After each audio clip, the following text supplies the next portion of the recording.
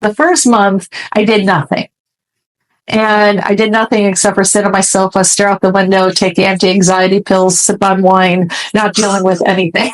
And then, anyways, a good friend came over, and I'm still in Chicago, and says to me, Christine, get off your ass. And I said, and do what? And he said, go to Alaska.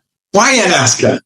Yeah, I was like, why Alaska? Well, it was an odd sentence to me. So I got up, went to the computer, and I was always an adventure girl.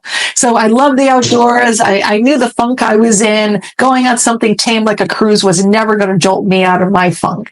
So anyways, I found an adventure vacation. It was waiting for a commuter plane to come get me. The rest of the group was climbing a second mountain. That was when God got a hold of me.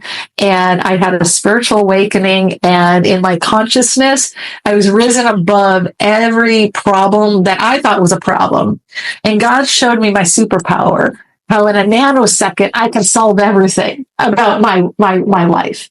And it was so simple. So that was your turning point. That was my turning point. And I asked God, being the cocky businesswoman that I was back then, I said, well, if I don't want to do it? And this is like kind of why I bring up Job. It's kind of like a Job moment. Well, you don't have to do it. You already know what your life is like. You just go back to that and just go do it. Yeah. God is not, if people make the mistake, God is not negotiating with you. God showed me, this is what I'm asking you to do. I'll give you a glimpse. It's either yes or no. And let me tell you, if you don't do it, somebody else is going to do it. Yes, indeed. So I said, well, what do I got to do? And God said to me, you say yes and you follow my lead. Yeah. And so I screamed out, yes! Conversation ended. Commuter plane came.